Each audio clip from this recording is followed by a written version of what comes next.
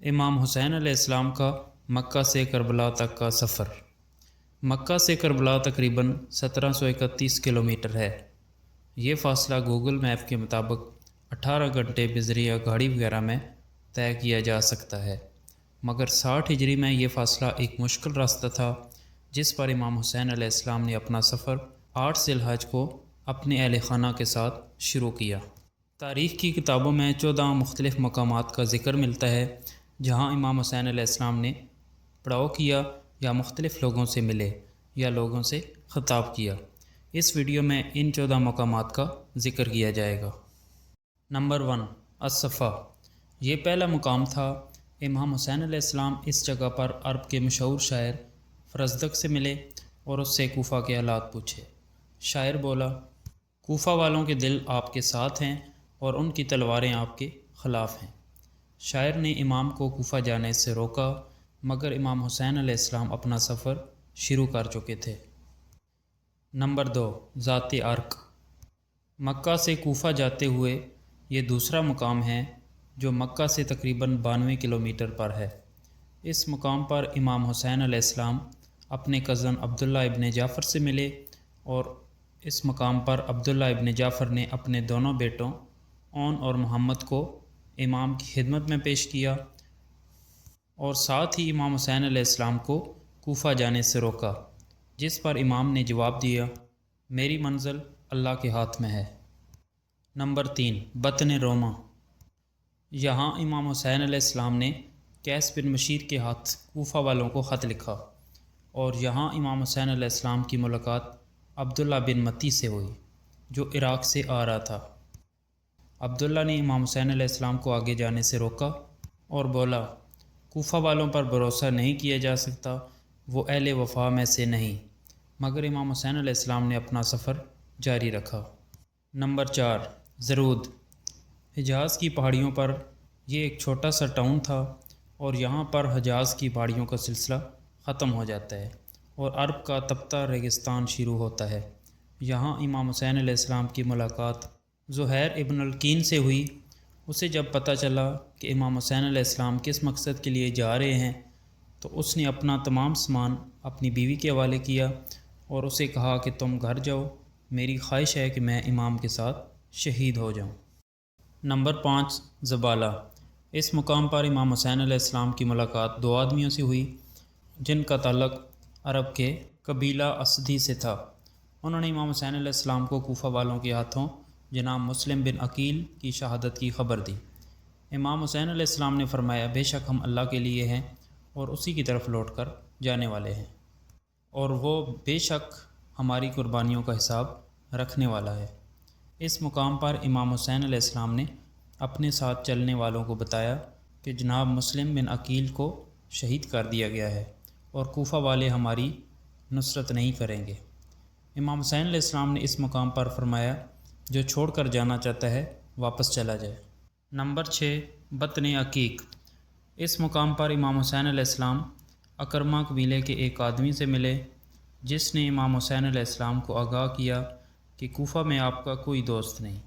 کوفہ کو یزید کی لشکر نے گھیرے میں لے لیا ہے اور اس کے داخلی اور خارجی دروازے بند کر دیے ہیں اور کوفہ تشریف نہ لے جائیں۔ یہاں بھی امام حسین علیہ السلام نے اپنا سفر جاری رکھا۔ نمبر 7، سورات۔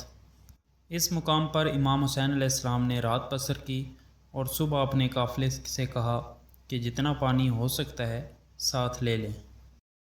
نمبر 8، شراف۔ اس مقام پر امام حسین علیہ السلام کے ساتھیوں میں سے ایک چلایا کہ اس نے ایک لشکر کو اپنی طرف آتے دیکھا ہے۔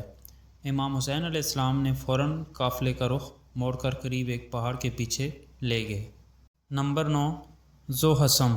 اس مقام پر امام حسین علیہ السلام کی ملاقات اور اس کے 1000 سپاہیوں سے ہوئی جو پیاسے تھے۔ امام حسین علیہ السلام نے سب کو پانی پلانے کا حکم دیا اور بذات خود بھی سب کو پانی پلایا اور جانوروں کو بھی پانی پلانے کا حکم دیا۔ اس مقام پر ظہر کی نماز ادا کی گئی اور سب نے مل کر امام حسین علیہ السلام کی امامت میں نماز ظہر ادا کی۔ ہور کے لشکر نے امام حسین علیہ السلام کو واپس نہیں جانے دیا اور انہیں گھیر کر کوفے کی بجائے کربلا کی طرف لے گئے۔ نمبر 10 بیضہ۔ امام حسین علیہ السلام اگلے دن بیضہ پہنچے اور اس مقام پر پھر ہور کے لشکر سے خطاب کیا۔ آپ نے فرمایا، لوگوں، رسول اللہ صلی اللہ علیہ وسلم نے فرمایا ہے، جو شخص ایسے بادشاہ کو دیکھے جو ظالم ہو، اللہ کے حرام قرار دیے کو حلال کہے، خدائی عہد و پیمان کو توڑے، سنت رسول کی مخالفت کرے اور اللہ کے بندوں پر گناہ اور زیادتی کے ساتھ حکومت کرتا ہو، تو وہ شخص اپنی زبان، اپنے فعل اور اپنے ہاتھ سے اس بادشاہ کو نہ بدلے، تو اللہ کو حق پہنچتا ہے کہ ایسے شخص کو اس بادشاہ کی جگہ جہنم میں داخل کرے۔ میرے پاس تمہارے قاصد آئے اور خطوط پہنچے کہ تم نے بیعت کرنی ہے اور تم میرے مددگار بنو گے اور مجھے تنہا نہ چھوڑو گے، پس اگر تم اپنا وعدہ پورا کرو گے تو سیدھے راستے پر پہنچو گے۔ امام کی تقریر سن کر ہور نے امام سے کہا کہ اگر آپ نے جنگ کی تو آپ کو قتل کر دیا جائے گا۔ امام حسین علیہ السلام نے فرمایا، تم مجھے موت سے ڈراتے ہو، اور کیا تمہاری شقاوت اس حد تک پہنچے گی کہ مجھے قتل کر دو گے؟ ہور کے لشکر پر کوئی اثر نہ ہوا اور وہ امام حسین علیہ السلام کو کربلا کی طرف گھیر کر لے جاتے رہے۔ نمبر 11 عذیب الحجانات۔ اس مقام پر امام حسین علیہ السلام کی ملاقات ترمہ بن عدی سے ہوئی، جس نے امام حسین علیہ السلام کو کوفے والوں کے خطرناک ارادے سے آگاہ کیا، جسے امام حسین علیہ السلام پہلے ہی جانتے تھے، اور امام حسین علیہ السلام سے اپنے ساتھ چلنے کی درخواست کی تاکہ امام حسین علیہ السلام وہاں پناہ لے سکیں۔ امام حسین علیہ السلام نے فرمایا، اللہ تعالیٰ تمہیں اور تمہاری قوم کو جزائے خیر دے، ہم میں اور ان لوگوں میں عہد ہو چکا ہے اور اب ہم اس عہد سے پھر نہیں سکتے۔ نمبر 12 قصر بنی مقاتل۔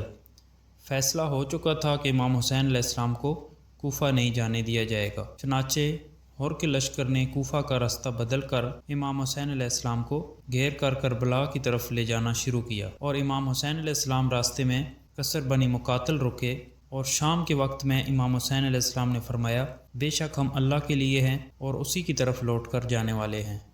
نمبر 13 نینوا۔ اس مقام پر ہور کو ابن زیاد کا خط ملا، جس میں اس نے لکھا تھا کہ امام جہاں ہیں انہیں وہیں روک دو اور انہیں ایسی جگہ اترنے پر مجبور کر دو جہاں پانی اور ہریالی نہ ہو۔ ہور نے امام حسین علیہ السلام کو ابن زیاد کے خط کے بارے میں آگاہ کیا۔ آپ نے فرمایا، ہم اپنی مرضی سے نینوا میں خیمہ زن ہوں گے، جس پر ہور نے کہا کہ ابن زیاد کے جاسوس ہر چیز کی نگرانی کر رہے ہیں، لہٰذا میں آپ کو ایسا نہیں کرنے دے سکتا۔ پھر امام حسین علیہ السلام کا قافلہ ایک مقام پر پہنچا تو امام حسین علیہ السلام نے پوچھا، اس جگہ کا نام کیا ہے؟ کسی نے جواب دیا، کربلا۔ امام حسین علیہ السلام نے فرمایا، یہ کرب و بلا کی جگہ ہے، یہ وہ جگہ ہے جہاں ہمیں قتل کیا جائے گا۔ نمبر 14 کربلا۔ امام حسین علیہ السلام کے حکم پر کربلا کے میدان میں خیمے گاڑ دیے گئے۔ دریائے فرات خیموں سے کچھ میل کے فاصلے پر تھا، اور یہ 2 محرم سن 61 ہجری کا دن تھا۔ امید ہے کہ آپ کو یہ ویڈیو پسند آئی ہوگی۔ اس طرح کی مزید ویڈیوز دیکھنے کے لیے میرے چینل کو سبسکرائب کر دیں اور نوٹیفیکیشن آن کر لیں تاکہ آپ کو میری نئی ویڈیو کی اطلاع بر وقت مل سکے۔ شکریہ۔